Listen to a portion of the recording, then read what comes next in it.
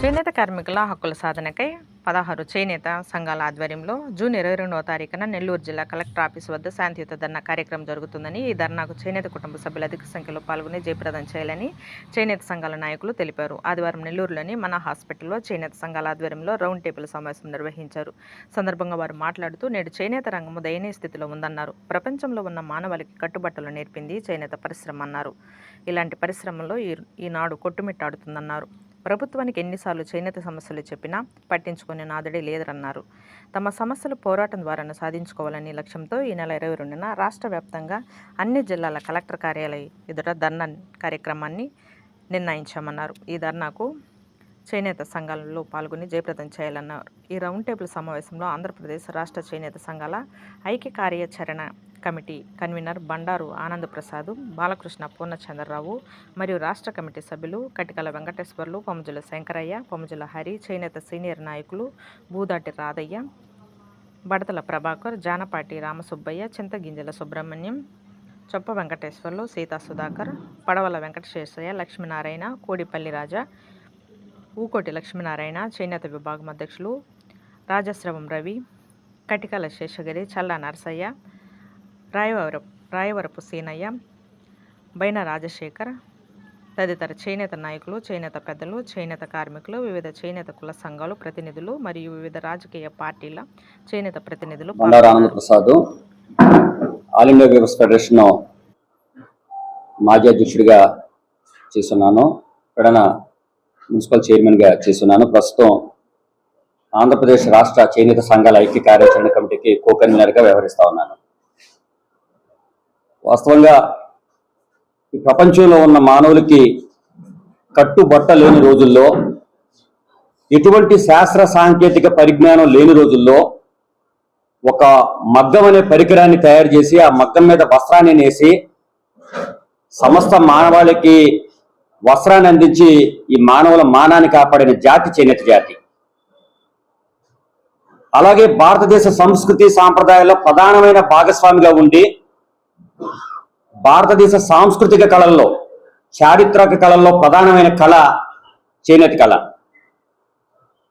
ఈ కళ మీద ఆంధ్రప్రదేశ్ రాష్ట్ర వ్యాప్తంగా లక్షలాదిగా ప్రజలు ఆధారపడి వృత్తి చేసుకుంటూ పర్యావరణ హితమైన వస్త్రాన్ని ఈ మానవాళికి అందిస్తూ, ఈ వస్త్రాన్ని తొడుక్కుంటూ ఎటువంటి అనారోగ్య సమస్యలు కూడా రానటువంటి ఈ వస్త్రాన్ని ప్రజలకు అందిస్తూ జీవనాన్ని సాగిస్తున్న లక్షలాది కుటుంబాలు ఈ వృత్తి మీద ఆధారపడి ఉన్నాయి. ఇంతటి ప్రాసెసింగ్ కలిగి, ఇంత ఘన చరిత్ర కలిగిన చేనేత పరిశ్రమ ఈరోజు ఈ పాలకుల నిర్లక్ష్యం కారణంగా కుక్కలు చెప్పిన విసరలాగా ఈ వస్త్రాన్ని, చేనేత వస్త్రాన్ని ముక్కలు చేసి ఎక్కడ పడితే అక్కడ పడేసి చేనేత జాతిని విచ్ఛిన్నం చేయాలన్న ఆలోచనతో ఉన్నారని అనుమానాలు కలుగుతా ఉన్నాయి. చేనేత జాతిని విచ్ఛిన్నం చేస్తే చేనేత నియోజకవర్గాలు ఏవైతే ఉన్నాయో ఆ నియోజకవర్గాలని వారసత్వ రాజకీయాలతోనో ఆధిపత్య కులాల నాయకులతోనో ఆక్రమించుకుని ఈ చేనేత కులాల నియోజకవర్గాలన్నిటి కూడా హస్తగతం చేసుకోవాలనే కుట్రతో ఇవన్నీ చేస్తారని అనుమానాలు కూడా కలుగుతా ఉన్నాయి. పరిశ్రమ అంతరించిపోతా ఉంది, కార్మికులు కష్ట నష్టాలు పడతా ఉన్నారు.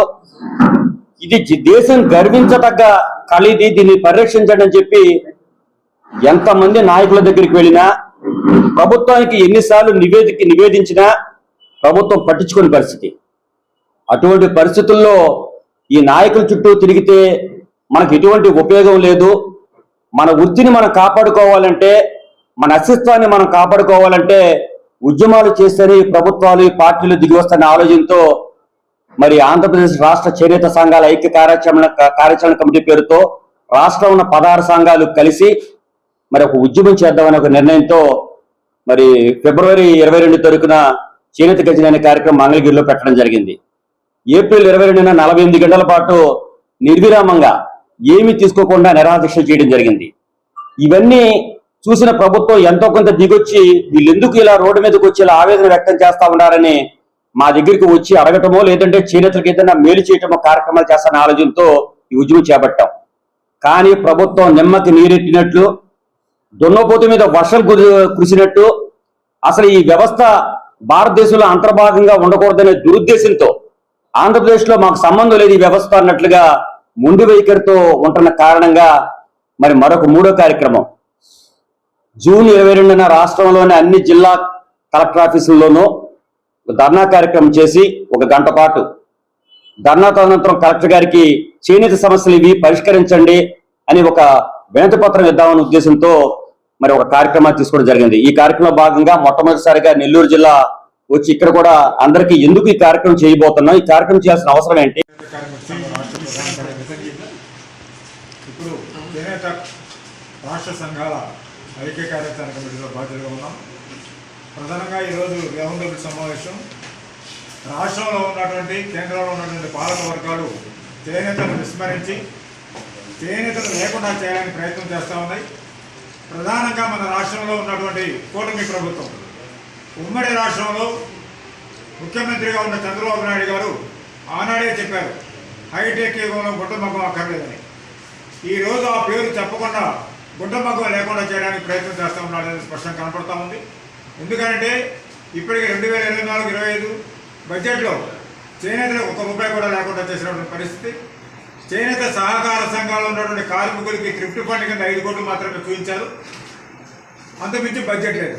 అదేవిధంగా రాష్ట్రంలో చేనేత సహకార సంఘాలు పనిచేస్తున్న సహకార సంఘాలకి యారన్ సబ్సిడీ కానీ పావలా వడ్డీ కానీ రిబేట్ క్రింద కానీ 203 కోట్ల రూపాయలు ప్రభుత్వం బకాయి ఉన్నది.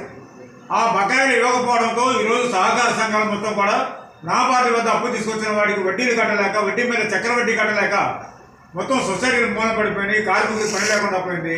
అందుకని 203 కోట్ల రూపాయలు వెంటనే రిలీజ్ చేయాలని చెప్పి మేము డిమాండ్ చేస్తా ఉన్నాం. అదేవిధంగా థ్రిఫ్ట్ ఫండ్ చేనేత కార్మికులు శ్రమలో నుంచి దాచినటువంటి 27 కోట్ల రూపాయలు వెంటనే రిలీజ్ చేయాలని చెప్పి డిమాండ్ చేస్తా ఉన్నాం.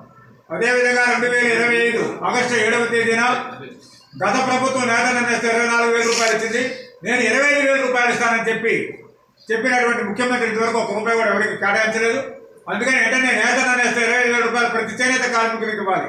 అంటే ఇంట్లో సొంత పక్క ఉన్నటువంటి వాళ్ళు కాదు, షెడ్యూల్లో నేసేటువంటి వాళ్ళు కానీ సహకార సంఘాలు నేసేటువంటి వాళ్ళు కానీ అదేవిధంగా రావడం కానీ ఆస్తులు కానీ పడుగు చేయడం కానీ ఈ వృత్తులు లేకుండా చేనేత లేదు, వారికి కూడా 25,000 రూపాయల స్కీమ్ అమలు జరపాలని మేము కోరుతా ఉన్నాం. అదేవిధంగా కేంద్ర ప్రభుత్వానికి వచ్చినప్పటికీ చేనేత సమస్యలు చర్చించడానికి ఆల్ ఇండియా హ్యాండ్లూమ్ బోర్డు అనేది ఒకటి ఉన్నది. స్వతంత్రం వచ్చిన దగ్గర నుంచి కూడా ఆ ఆల్ ఇండియా హ్యాండ్లూమ్ బోర్డు కేంద్రంలో ఎవరు అధికారం ఉంటే వాళ్ళతోనే ఉంటుంది ఆ కమిటీ. అయినా కానీ ఆ కమిటీని కూడా నరేంద్ర మోడీ గారు 2017 మార్చి 30వ తేదీన రద్దు చేశారు. ఆ ఆల్ ఇండియా హ్యాండ్లూమ్ బోర్డు ఉంటే ఏమవుతుందంటే మన చేనేత సమస్యలు ఎట్లాంటి సమస్యలు ఉంటే ఆ బోర్డు చర్చించి పార్లమెంటు దృష్టికి తీసుకెళ్తుంది. అటువంటి బోర్డు కూడా లేకుండా చేసింది కేంద్ర ప్రభుత్వం. అదేవిధంగా చేనేత కార్మికులకి ఐసిఐసిఐ లాంబార్డు హెల్త్ ప్యాకేజీ కింద సంవత్సరానికి 30,000 రూపాయలు ఇచ్చే స్కీమ్ని 2017 మార్చి 30 రద్దు చేసింది. అదేవిధంగా మహాత్మా గాంధీ బంగారు యోజన స్కీమ్ అంటే చేనేత కార్మికులు సంవత్సరానికి 20 రూపాయలు కడితే అతను 59 సంవత్సరాల లోపు చనిపోతే 60,000 రూపాయలు ఇన్సూరెన్స్ స్కీమ్ ఇచ్చే స్కీమ్ని ఆ స్కీమ్ని కూడా 2017 మార్చి 30 రద్దు చేసింది కేంద్ర ప్రభుత్వం.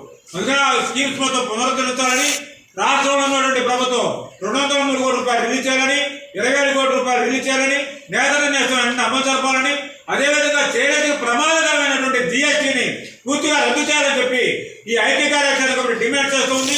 ఈ డిమాండ్స్ మొత్తం కూడా సాధించడానికి ఈ నెల 22వ తేదీన రాష్ట్ర వ్యాప్తంగా జిల్లా కలెక్టర్ కార్యాలయంలో ధర్నా జరుగుతున్నాయి. ఈ ధర్నాలో చేనేత కార్మికులు చేనేత శ్రేయోభిలాషులు చేనేత ఉపవృత్తులు అందరూ పాల్గొని ఈ ప్రభుత్వం మన సమస్యల పరిష్కారం చేసే వరకు పోరాటాలు పాల్గొనాలని చెప్పి మీ అందరికీ విజ్ఞప్తి చేస్తున్నాం.